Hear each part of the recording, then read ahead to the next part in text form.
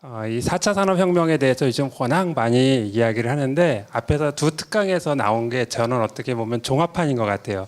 100세 시대가 되고 또 이제 새로운 어떤 4차 산업혁명이 이게 도대체 왜 해야지 되느냐. 그리고 사회 구조가 어디서도 밝은 얘기를 안 해요. 다 어렵고 힘들대요. 근데 제가 여기서 조금 더 보충 드리면 이제 그 베이비 부머 세대라는 분들이 액티브 시니어라고 그래갖고 새로운 소비 계층으로 등장을 해주고 있습니다. 이 액티브 시니어가 예전하고 많이 이제 좀 바뀌었는데 인공지능이라고 하는 4차 산업이 나오면서 꼭 인공지능이 할 수 없는 영역을 우리가 찾아 나가야 되는데 바로 이런 겁니다. 그러니까 우리의 생각을 좀 바꿔줘야 되는데요. 저희만 하더라도 여기 계신 분들이 동양적 사고에서 보면 나는 나의 부모님을 직접은 못 모시더라도 마음속으로라도 항상 부양해야 되겠다는 생각을 하세요, 안 하세요? 하시죠. 그런데 나의 자녀 세대들은 그 아이들이 나를 꼭 100% 다 부양할 거라고 생각하세요? 왜 안 하죠? 그 아이가 힘든 게 눈에 보이잖아요. 그렇다면 이제 우리가 해야지 되는 걸 한번 돌이켜 봐야 돼요. 만물의 영장이 인간, 사람이라 그러는데 이 만물을 다 동물의 세계에서 어디서 봐도 자식이 부모를 돌보는 동물은 하나도 없습니다. 그런데 부모가 자식을 섬기는 것, 그러니까 동물이 새끼를 낳으면 새끼를 돌보지 않는 동물은 하나도 없어요. 그렇다면 우리도 이제 생각을 바꿔줘야 돼요. 아, 동물의 세계에서도 부모를 부양하는 게 하나도 없다라고 하면 자식을 키우는 건 의무지만 부모를 섬기는 건 선택사항이에요. 그래서 사람이기 때문에 교육을 통해서 권장하는 것이지 노인을 부양하는 게 100% 의무는 아니라는 걸 깨달아야 돼요. 1차적으로. 그러면 이제 내가 준비해야 되는 게 뭐냐? 지금 100세 시대가 이제 돌아오고 그러면 언제까지 일만 해서 돈을 모으기 위해서 이렇게 살 수는 없다라고 하는 거죠. 그럼 이제 생각을 바꿔줬어요. 아, 나는 부모님을 모시는 게 100% 의무는 아니야. 이거 권장사항이야. 그러면 이제 우리는 스스로가 노인이 됐을 때 내가 살아갈 수 있도록 마련을 해 나가야 되죠. 그리고 자녀들이 나를 꼭 부양해 줄 거라 그런 생각을 가지면 안 된다는 거예요. 왜? 어디에도 그런 체계는 없어요. 그런데 다만 사람이다 보니까 그거는 이제 권장사항으로 가더라 하는 겁니다. 그렇다면 앞에 첫 번째 강의 시간에 이제 4차 산업혁명 뭐 이런 이야기를 했는데 도대체 4차 산업이 뭐냐 이걸 좀 알아봐야지 돼요. 그래서 이 4차 산업혁명하고 부동산하고는 전혀 관계가 없는 것 같지만 어울릴 것 같지 않은 이 구조, 시장 구조를 좀 바꿔보자는 차원이에요. 4차 산업이라고 해서 이제 원격 진료 같은 걸 해야지 되는데 우리나라 현실에서 뭐냐면 의사의 처방전을 내가 인터넷으로 받을 수가 없어요. 이게 시장 구조를 뜯어 고쳐야 돼요. 우리의 생각을 바꿔야 되는 거예요. 그리고 우리의 생각을 또 바꿔야 되는 게 뭐냐면 모든 주택, 아파트가 나오게 되면 미분양이 나오면 건설 산업을 살려야 되고 시장 경제를 살려야 되기 때문에 주택 보급률을 높여야 된다. 그래서 미분양이 나오면 건설 회사를 굉장히 보호를 해주는데 그 생각을 바꿔야 돼요. 저는 건설 회사를 그렇게 해줄 게 아니라 입주에서부터 멸실까지 관리할 수 있는 시스템을 만들어줘라. 그 얘기는 뭐냐면 새 아파트에 가면은 매일같이 하자가 나오고 불만이 나오고 불평이 나오는데 그거부터 뜯어 고쳐줘야 된다는 거예요.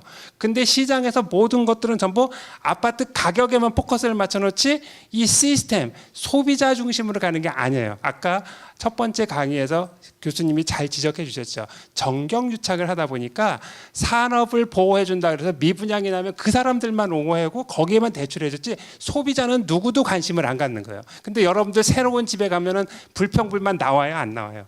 엄청 많이 나오죠. 이거를 사회 제도적으로 바꿔주자는 거예요. 그러니까 저는 요즘 정책이 나오면 왜 부동산 가격, 아파트 가격이 올라가는 게 왜 이상한 거지? 그거를 정책의 목표를 두니까 그런다. 양적인 목표를 두지 말고 질적으로 소비자들이 어떤 불평불만을 갖고 진짜 입주하자마자 새는 집들 이거를 막을 수 있는 제도적인 장치가 어떻게 보면 정책에 더 중요하다라고 하는 거예요. 근데 그런 어떤 시스템이나 이런 것들을 언론에서 그 역할을 못 해주니까 이제 시장에서 언론에 대한 것들도 아까 계속 얘기를 하셨는데 저는 요즘 정말 정책이 잘못됐다라고 하는 게 아파트 가격 그거를 때려잡을 생각을 하지 말고 입주에서 몇 시까지 관리를 해주자는 거예요.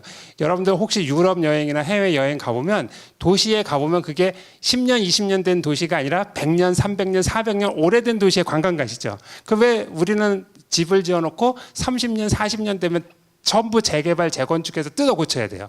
이건 굉장한 모순이에요. 생각을 바꾸고 정책을 바꾸고 이래야 되는데 이 부동산이라는 건 여러분들 잘 아시겠지만 장기 투자를 해야지 된다라고 하면서 정책 내놓고 2달 있다 효과가 나타났대요. 말도 안 되는 얘기를 해요. 평가를 하고 저한테 모아서 뭐 이렇게 멘트 해달라 그러면 평가를 할 수가 없다. 노코멘트. 왜? 어제 발표했는데 오늘 효과가 나오겠어요? 안 나와요. 그래서 그런 것들을 여러분들이 공부를 하는 사람들이기 때문에 객관적인 생각을 좀 가지시라고 말씀을 드리는 겁니다. 그러면 이 4차 산업이 도대체 뭐냐라고 하는 거를 이제 좀 세부적으로 말씀을 드리려면 이 4차 산업이 왜 등장을 했는지 그리고 그게 주택시장에서는 주택보급률이 100%가 된다는데 이게 어떻게 접목이 되는지를 좀 이해를 하시고요. 그 다음에 이 융복합 사회가 되면서 얘는 어떻게 들어가는지를 제가 설명을 드리려고 합니다. 그러면 이 아까 백은영 교수님도 말씀을 하셨지만 이 산업화가 되면서 우리나라가 이게 굉장히 농업사회 원시사회에 가면은 뭐 지금처럼 아파트라는 게 도대체 어디 있어요? 운막에서부터 시작을 하잖아요.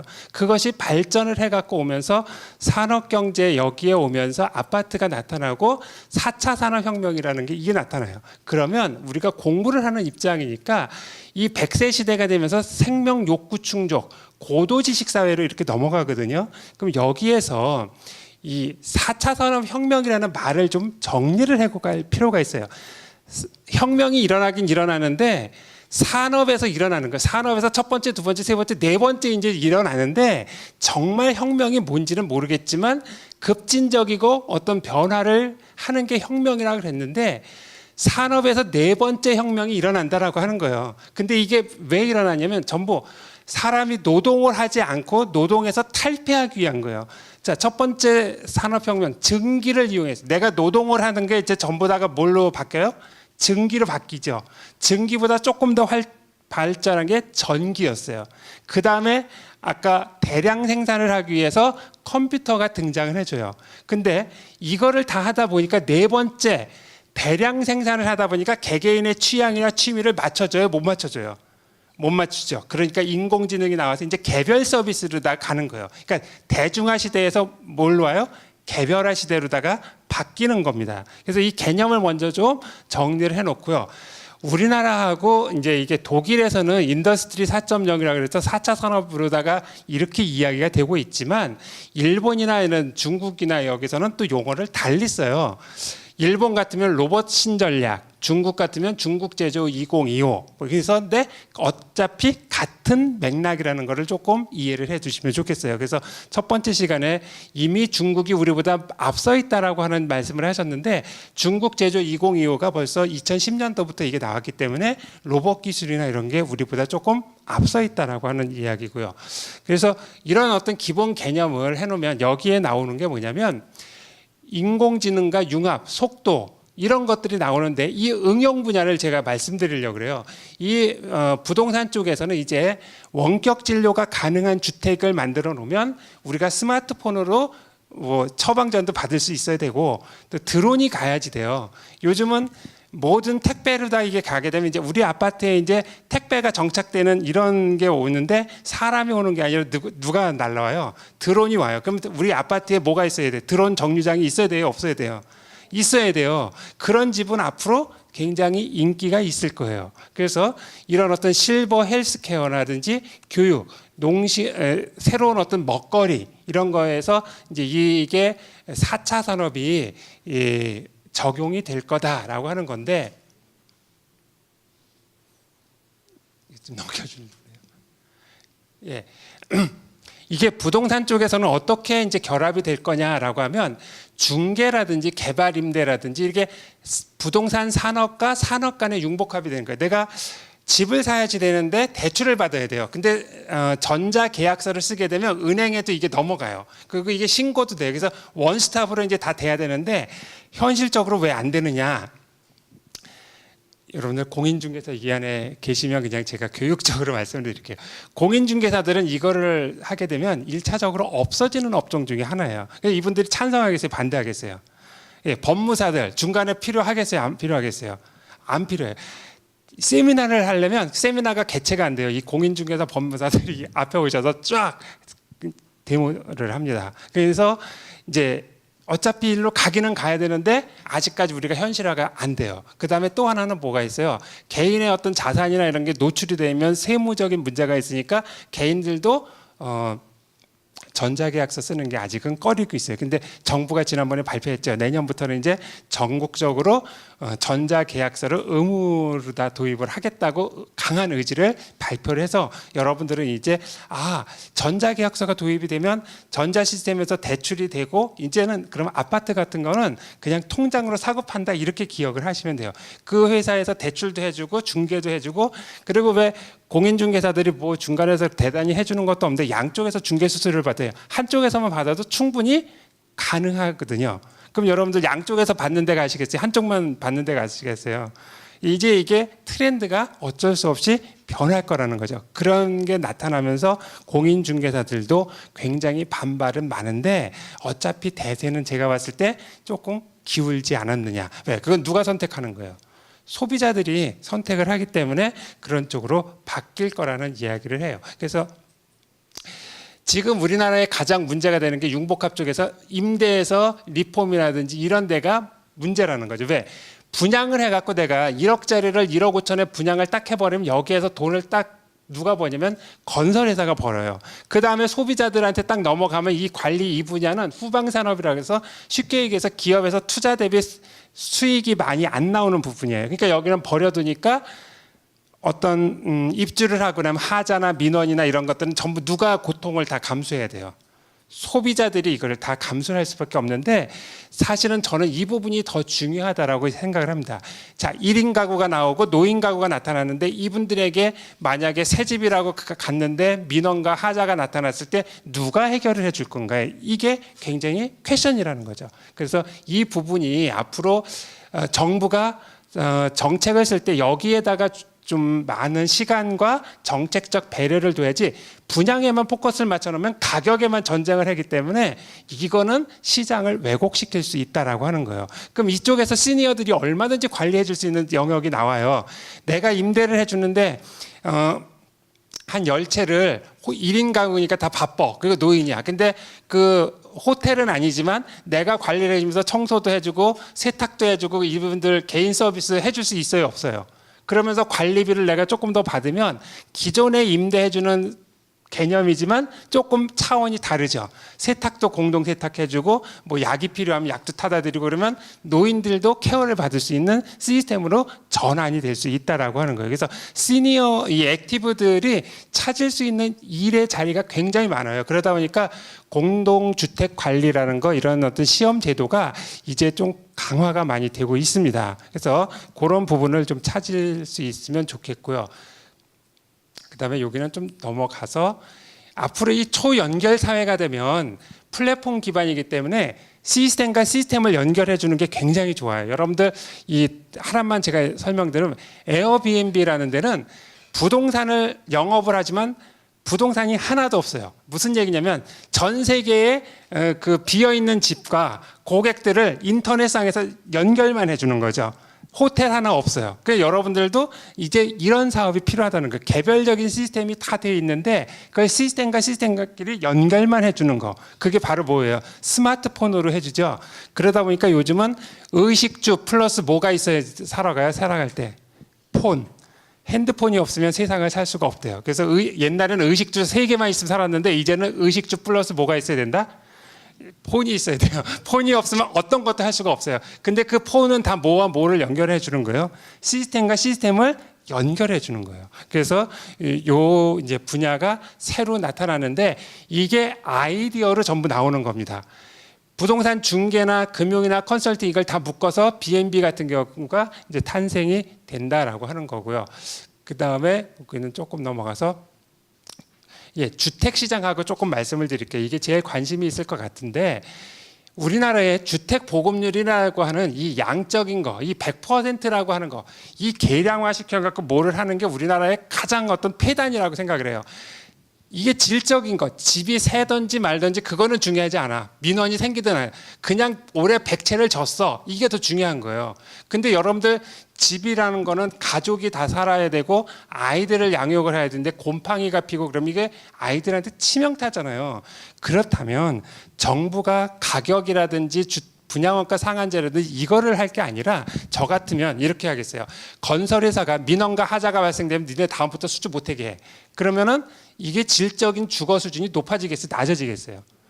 이게 포커스가 바뀌어야지 돼요. 매일 가격에만 대고 이거를 할 게 아니라 정말 시장에서 소비자들이 어떤 고통을 당하는지, 그리고 가보세요. 집집마다 노인들이 많이 늘어나는 건 알지만 노인을 배려해서 집의 구조가 돼 있는지 아니면 젊은 사람들을 위해서 집이 배치가 돼 있는지, 어느 집을 가더라도 휠체어가 다닐 수 있는 가구로다가 이렇게 배정돼 있는, 노인이 분명히 늘어난다고 하는데 그런 식의 가구는 별로 많지가 않아요.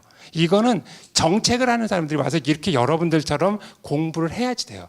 그래야지. 그렇지 않으면 맨날 뭐 해요? 분양가 상한제 했다가 주택보급률 이거 했다가 그 다음에 이제 또 뭐야? 보유세 올리고 이것만 해요. 그러다가 보면 나중에 아까 첫 번째 시간에 최저임금이 올랐어요, 내렸어요? 올랐죠. 그 다음에 두 번째 공공요금이 요새 올라가야 내려가요. 공공요금 올라가고 금리 올라가고 그러면 이게 인플레이션을 자극해요, 디플레이션을 자극해요. 그러면 인플레이션이 일어나면 아까 그 첫 번째 시간에 강의하셨는데 그게 부동산 가격이 떨구겠어요, 올라가겠어요? 그러면 이거 배워야 돼요, 안 배워야 돼요?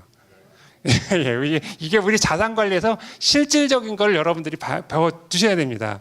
그러면 여기에 이제 통계를 내는데도 문제가 있는 게 뭐냐면 이 외국인 가구라고 하는 걸 잘 보셔야 돼요. 우리나라에 외국인이 뭐 많게는 150만 가구가 있다라고 이야기를 했는데 얘네들은 근본적으로 우리나라 주택보급률 산정할 때 다 빼버려요. 그러니까 아직까지도 같이 살아야 되고 다문화 가구도 같이 살아야 된다고 하면서 주택보급률 산정할 때 외국인 가구는 우리나라에서 아니야. 그리고 여기서 통계에서 어떻게 돼? 빠져 있어. 그러니까 항상 뭔가를 해놓으면은 이상하게 집값이 비싸고 안 맞죠. 안 맞을 수밖에 없는 게 이런 걸 빼놓는 거예요, 자꾸.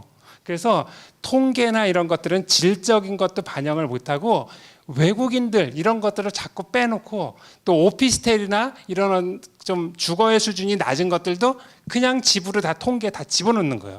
그러다 보니까 우리가 살고 싶은 곳과 그렇지 않은 곳, 지금도 농가에 가면 비어있는 집이 있어요, 없어요? 많이 있어요. 근데 우리가 살고 싶은 건 도시 지역이죠.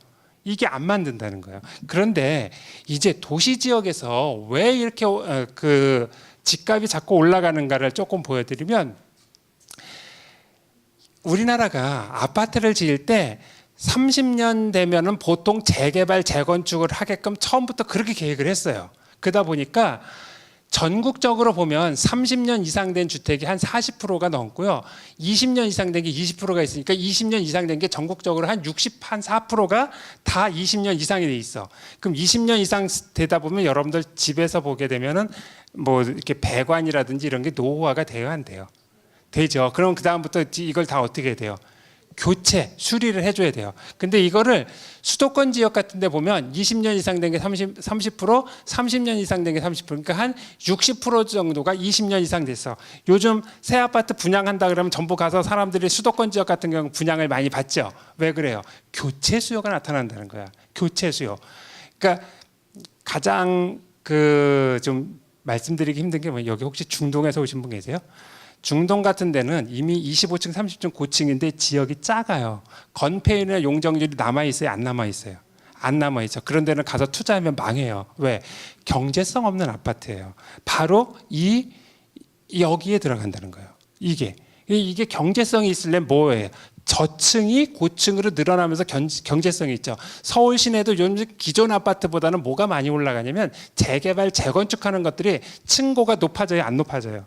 높아지죠. 왜 높아지는 거냐면 이 경제성을 따지면서 옛날 20년, 30년 된 거는 너무 낡았기 때문에 지금 전부 교체 수요가 등장을 해주고 있어요. 그래서 지방에 가면은 이게 한 50% 이상이 30년 이상 된 것들이 있는데 지방의 소득 수준과 수도권의 소득 수준이 다르기 때문에 이 집값이 굉장히 또 차이가 많이 나는 이런 모습을 보입니다. 그래서 여기 계신 분들이 오늘 여기 와서 한 가지 걷어가실 거는 바로 이거예요. 요즘 왜 이게 올라가느냐?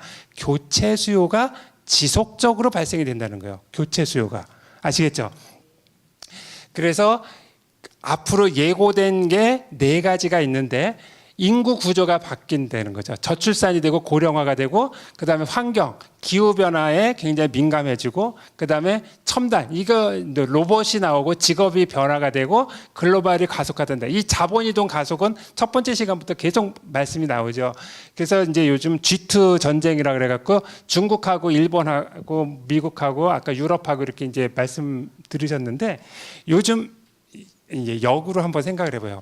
중국에서 달러 가치가 하락이 되면 중국도 G2 자기네가 기축통화로다가 이거 가기 위해서는 미국의 눈치를 안 볼 수가 없는 이런 상황이 되다 보니까 이 글로벌 이거는 자본이라고 하는 이걸로다가 굉장히 전쟁이 지속적으로 이루어질 수밖에 없다는 거예요.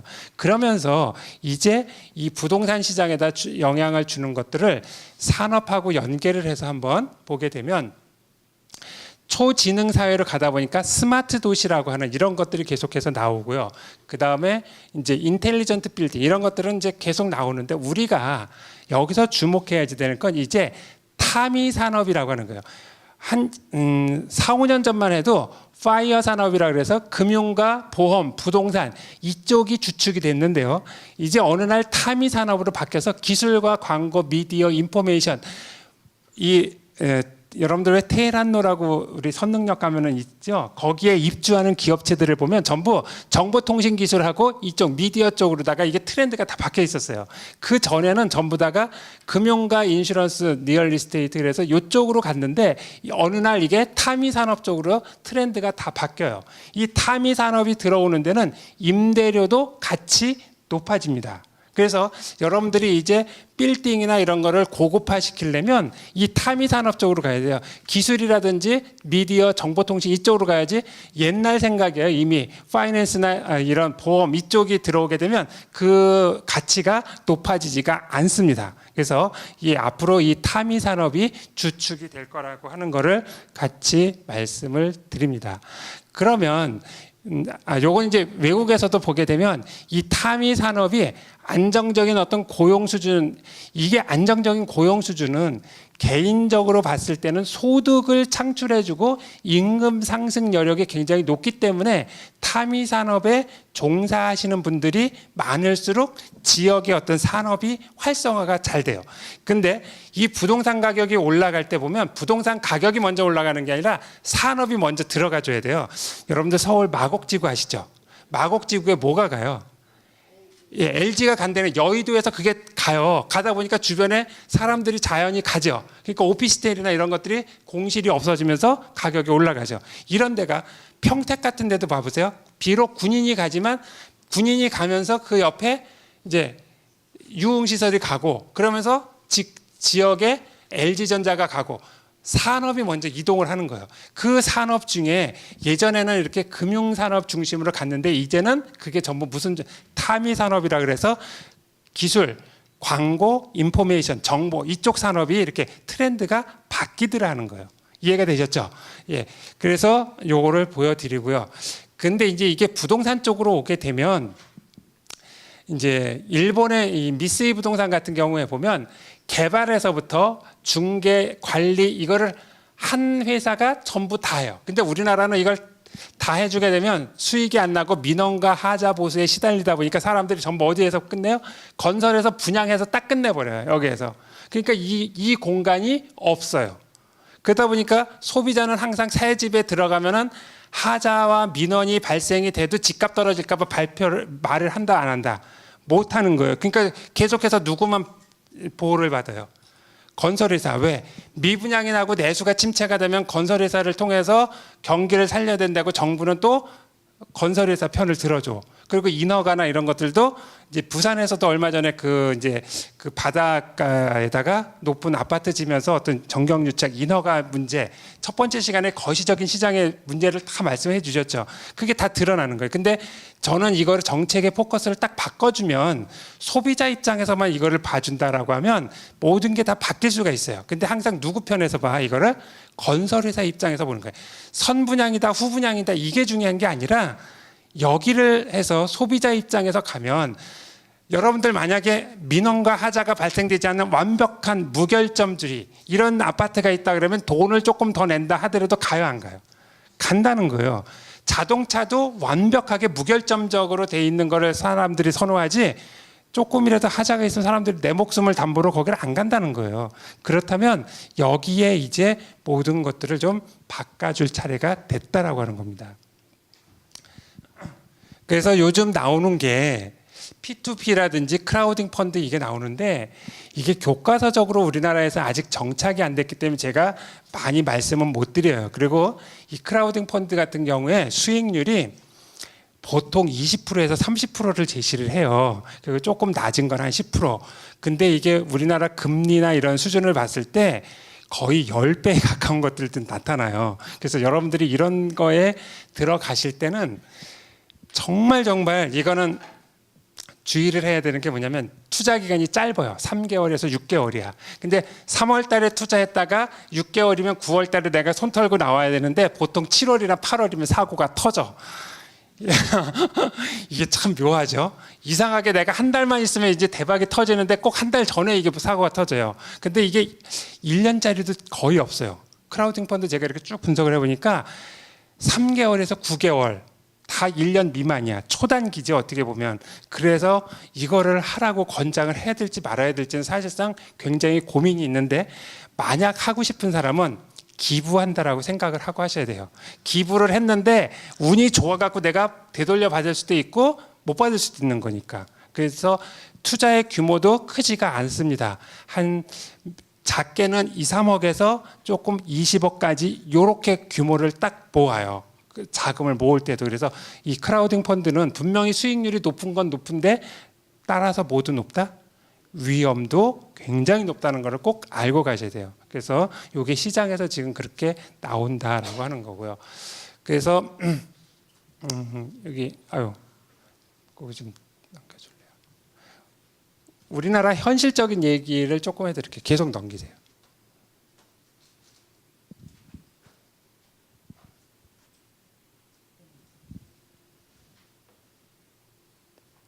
아니 그 앞에 계속 계속 오지 말고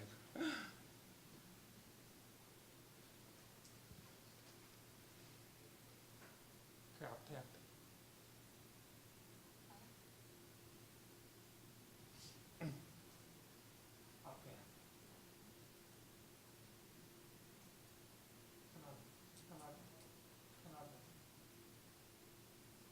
여기 이 빅데이터라고 하는 이 부분을 이제 앞으로 해야지 되는데 여기 이제 실내로 KB부동산 같은 경우에 서울 시내 25개 구에서 각 구마다 가격이 올라가고 내려가는 것을 데이터로 다 분석을 합니다. 매매가가 올라가는 지역, 임대가가 올라가는 지역, 월세가 올라가는 지역을 DB로 다 모아가지고 세무에서 법률, 자산관리 이거를 쫙 해주는데 이런 것들은 이제 AI가 인공지능이라는 것이 해줄 수가 있는데 여기에서 중요한 건 뭐냐면 현실적으로 요즘 젊은이들이 전부 맞벌이를 하잖아요. 물론 내가 여기 강남에 어디 살면 좋아. 근데 우리 부모님이 만약에 강동에 계시면 내가 출퇴근할 때 강남에 사는 것보다 어디 사는 게 좋아요.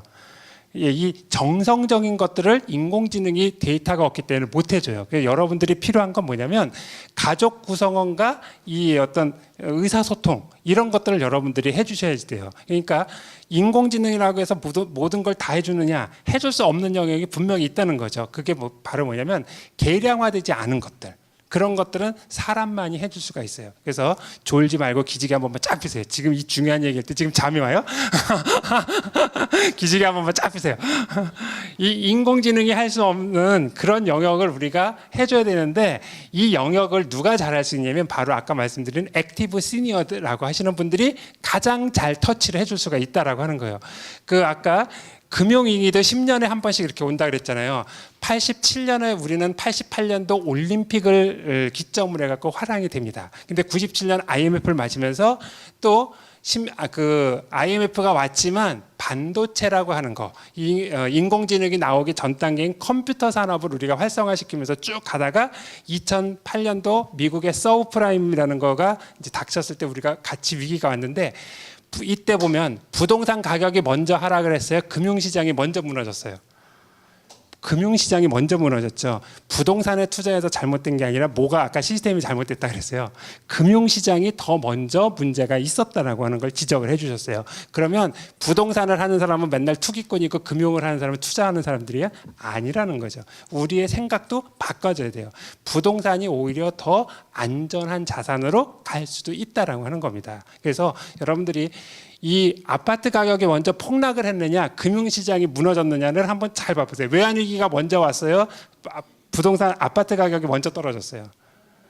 그게 와서 아파트 가격이 떨어졌죠. 그러면 미국의 서브프라임이 일어났을 때도 보면 미국의 그러니까 좋지 않은 거에 대출 해주다 보니까 미국의 서브프라임이 왔고 그 여파로 부동산 시장도 영향을 받았죠. 그러면 이제 이 안전자산 쪽에 부동산도 어느 정도 이제 우리가 인정을 해줘야지 됩니다. 우리나라하고 비슷한 데가 어디냐면 홍콩이라는 그 지역도 보면은 우리나라식으로 보면 이제 우리 평당이라는 단위를 많이 쓰잖아요. 우리 돈으로 평당 1억이에요. 글로벌 부동산 시장에서 봤을 때 우리나라가 고평가되어 있지는 않습니다. 그래서 이런 부분들을 좀 참고를 해 두시라고 하는 거고요. 그 다음에 이제 이 시사점. 그러면 첫 번째 강의, 두 번째 백은영 교수님 강의를 다 들어보면 신규 노동시장의 유연성 향상하고 소득 증대 이 표현을 해주셨는데 결국 이 얘기는 뭐냐면 노동시장에서 미스매칭이 계속 날 거예요. 인공지능과 4차 산업에 맞는 새로운 인력은 없어요. 기업에서는 사람을 쓸래도 그 업무를 할 수 있는 사람이 없어. 근데 노동시장에는 옛날에 교육을 받았기 때문에 이 시장에 들어가려고 하는 사람들이 많이 있지만 교육을 받거나 이러지 못했기 때문에 인력이 많기는 많지만 실제로 이 기업에서 채용을 하려고 하는 때 보면 이 신규 시장에서 그렇게 노동 적합한 사람이 없다. 그래서 저는 직장은 없어도 된다. 다만 직업은 있어야 된다라고 얘기해요. 내가 뭐 LG에서 일을 하든 삼성에서 일을 하든 뭘 하든 나는 부동산 강의를 하면 되는 거잖아요. 그러니까 평생 직장은 없어요. 왜? 구조조정이나 이런 거에 의해서 계속 바뀌니까. 근데 뭐는 있어요? 직업. 내가 세일즈맨이야. 근데 오늘은 핸드폰 팔았어. 근데 내일은 생수 팔어. 그 다음 날은 이제 뭘 팔아야 돼요? 인공지능을 팔아야 되고 로봇을 팔아야 되고 이제 드론을 팔아야 되니까 내가 뭘 공부를 해야 돼? 내가 로봇을 알아야 되는 거예요. 근데 이게 가장 큰 맹점이 뭐냐면 핸드폰 팔 때 보니까 핸드폰 구조 모르고도 내가 잘 팔았거든. 그러니까 이제 그냥 있으면서 드론 나오면 내가 드론을 팔겠다 안 된다는 거죠. 내가 드론의 구조를 알아야 되고 로봇의 구조를 알아야 되고 3D 프린트, 4D 프린트 내가 조작을 하면서 이걸 파는 거하고 그게 뭔지도 모르면서 대리점부터 여는 거하고는 근본적으로 다른 거예요. 그래서 이제 4차 산업혁명 시대가 와서 애가 해야지 될 이런 기술 수준 이런 것들을 인공지능하고 융합을 하고 내가 물건을 파는 사람 내 직업은 물건을 파는 거야. 그럼 내가 자동차 딜러를 하려고 해서 자동차 구조를 알아야 돼 몰라야 돼? 알아야 되고 그 많은 자동차들의 그 아이템 장단점을 내가 머릿속에 알고 있어야 되죠. 바로 이런 것들을 교육 시스템의 변화와 미래에 맞춰서 이거를 해 나가야 된다는 거예요. 그리고 사회 간접자본 이제 주거의 커뮤니티가 굉장히 중요한데요. 아까 앞에서 이제 발표해 주신 것도 돈만이 자산이 아니라 그랬어요. 그러면 이제 우리가 주변에 주택이라는 게 내가 잠만 자는 곳이 아니기 때문에 거기에서 아침, 점심, 저녁과 주변에 있는 사람들하고 같이 어울릴 수 있는 이 커뮤니티 이게 굉장히 중요한 시설로 다 등장을 해줍니다. 어느 날 이제 앞만 보고 돈만 벌고 내가 60세가 돼가지고 뭔가를 하겠다 이런 생각은 버려야 될 거예요. 그래서 이런 것들도 이제 보고 그 다음에 이제 법적 제도적 이게 인간윤리 중시 이쪽으로 가는데 이게 이제 법적인 문제에서 가장 큰 게 뭐냐면 노인들이 건강하게 사시면 좋지만 그렇지 못해서 이제 와상노인이라 누워서 계신 경우 있잖아요. 그러면 이제 그분들을 사람이 계속 이렇게 그 자리를 바꿔줘야지, 안 그러면 혈액순환이 안 돼서 욕창이 생긴대요. 근데 예를 들어 이런 거 생각해 보세요. 사람이 그 어떤 이렇게 위치를 바꿔주는 게 너무 힘드니까 10분마다 자리를 바꿔주는 걸 로봇이 해줄 수가 있어요. 근데 어느 날 로봇이 고장이 난다든지 정전이 돼갖고 이 로봇이 위치를 안 바꿔줬어. 그래서 이분이 이제 병이 악화가 된 거예요. 그러면 누가 책임을 져야 돼요? 로봇을 제조한 사람이 책임을 져야 돼요? 병원에서 책임을 져야 돼요? 이거를 산 사람이 책임을 져야 돼요? 누가 책임을 져야 돼요? 정전이 됐다면 전기 회사가 책임을 져야 돼요.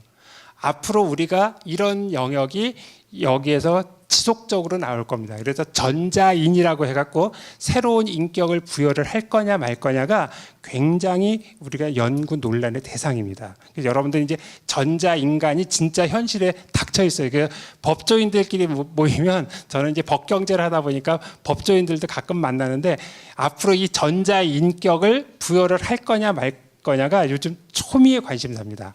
누가 책임을 질 거냐. 그러면 여기 이제 보험회사에 계신 분들이 쫓아와요. 그럼 보험가입 받을 때 누구한테 이걸 수익자를 받아야 되고 누구를 어떻게 받아야 되고 여기 이제 같이 오십니다. 그래서 이 어느 하나가 이 법적인 게 바뀌게 되면 여기에 그 이렇게 산업이 굉장히 많이 연결이 돼 있다는 거를 참고로 말씀을 드리고요. 그 다음에 백은영 교수님도 이거하고 비슷한 거를 해드렸는데 저는 20대, 30대 이렇게 이제 나누어 봤어요. 요즘 하도 어렵다라고 하니까 10대에는 보통 청소년기엔 철이 없다 그러죠. 20대엔 뭐가 없대요, 요즘. 답이 없다 그러잖아요. 직업을 못 찾고 맨날 헤매니까. 30대엔 뭐가 없대요. 요즘 여기 써 있잖아요. 집이 없어요. 40대는 집 사고 나니까 뭐가 없어. 돈이 없어요. 50대엔 뭐가 없어요. 일이 없어요. 일. 그래서 액티브 시니어들이 계속 공부를 해야 돼요. 그 60대에는 뭐가 없어요. 또 낙이 없어. 맨날 일만 하다 보니까. 70대는 뭐가 없어요. 건강이 안 좋아. 이가 없어요. 80대는 또 뭐가 없어. 가족이 떠나고 이제 없어. 애들도 다 커갖고 다 출가하고 가족이 없어요. 90대가 되면 뭐가 없어요? 시간이 없어. 시간이 100세 시대라고 했잖아요 아까. 그 100세가 딱 되면 뭐가 없어. 이거 다 필요 없어요. 그래서 행복을 그때그때 찾아야 돼요. 100세까지만 내가 산다라고 하면 다 필요 없는 거예요. 내가 죽은 다음에는 내가 그걸 뭐 할 거예요. 예? 그래서 요거를 추구를 해 나가는데 나중에 여행 가겠다, 나중에 뭐 하겠다 할 수가 없다는 거예요. 그때그때. 그리고 변화에 이제 좀 우리가 같이 살아야 된다. 그리고 적응도 해야 되는데 여기서 중요한 얘기는 이거죠. 빠른 성장이 반드시 좋은 건 아니다. 느림과 도전은 같이 겸비가 돼야지 된다는 거고 한정된 자원을 공평하게 분배해서 쓰고 그 다음에 이제 이 지역 문화 이런 것들을 이제 우리가 조금 익혀야지 되는 거고요. 더 중요한 건 제가 하고 싶은 얘기는 이거죠. 진정한 리더는 급변하는 세상에서 기회를 찾을 수 있도록 이렇게 방향을 제시를 해준답니다. 여러분들도 앞으로 세상이 분명히 바뀌긴 바뀌는데 계속 내가 뭐를 할 건가 이것만 고민할 게 아니라 그때그때 행복하기 위해서 우리가 일을 하는 거지 돈 벌기 위해서 일하는 건 아니잖아요. 궁극적인 어떤 목표를 보면서 앞으로 자산 관리도 해 나가고 부동산 투자도 좀 해 나가시라고 이렇게 하고 계속 경고가 와서 여기서 저는 마칠 건데 이제 이거를 하기 위해서 조금 더 현실적인 거 신규 개척 분야로다가 중요한 게 바로 이런 분야입니다. 부동산 금융 전산 관리사. 여러분들 핸드폰 만약에 해킹당하면 어떻게 돼요? 올스톱되죠. 그래서 이제 앞으로 여러분들이 만약에 전자계약서가 활성화가 되면 부동산과 금융과 이거를 합성해서 부동산 금융 전산 관리사라고 하는 새로운 업종을 만들어 나가고 관리를 해 주셔야 돼요. 그 다음에 1인 가구나 이런 데 이제 컨설팅을 우리가 해줄 수 있는 거죠. 그리고 인구 구조가 바뀌기 때문에 1인 가구가 어떻게 쉬고 어떻게 거주해야 되는지 이런 것도 컨설팅을 좀 해주셔야지 되고요. 그다음에 이제 건설 업체가 이렇게 입주에서 멸실까지 관리 시스템을 좀 바꿔줘야 됩니다. 그리고 부동산 가치 산정에서도 이제 교체 수요 그리고 노령화에 대비하고 액티브 시니어 이분들이 아직 연금을 받는 나이가 아니에요. 우리나라 베이비 부머 세대들이 연금을 받으면서 아까 말씀하신 것처럼 일주일에 2번씩 그렇게 노동을 하면서 소득이 조금 늘어나면 사회적으로 소득 창출과 소비가 같이 이루어지는데 이 액티브 시니어들이 지금 소비를 안 해요. 전혀. 그래서 여기가 지금 연구의 대상입니다. 어떻게 소비를 좀 유도를 할 것이냐. 그래서 제가 이제 마지막으로 말씀드리는 건 우리나라의 중고령 가구의 주택연금 개발을 해야지 된다라는 걸 정책적 제안을 한번 했었어요. 근데 이게 아직까지 이 액티브 시니어에 대해서 관심들을 안 갖는데 제가 봤을 때는 이 55세에서 65세 여기에 계신 분들이 본격적으로 소비를 해줘야 되는데 이분들이 아직 연금도 못 받고 그리고 이제 완전히 은퇴한 건 아니야. 근데 이제 퇴직을 했기 때문에 소득이 줄어드는 게 자명하다 보니까 소비를 안 해요. 그래서 우리나라의 어떤 그 소득 계층 소비나 이런 거를 좀 활성화시키기 위해서는 이 액티브 시니어들을 소비 계층으로 좀 끌어들여야 되지 않겠느냐라고 하는 거를 말씀드리면서 강의를 마치겠습니다. 수고하셨습니다.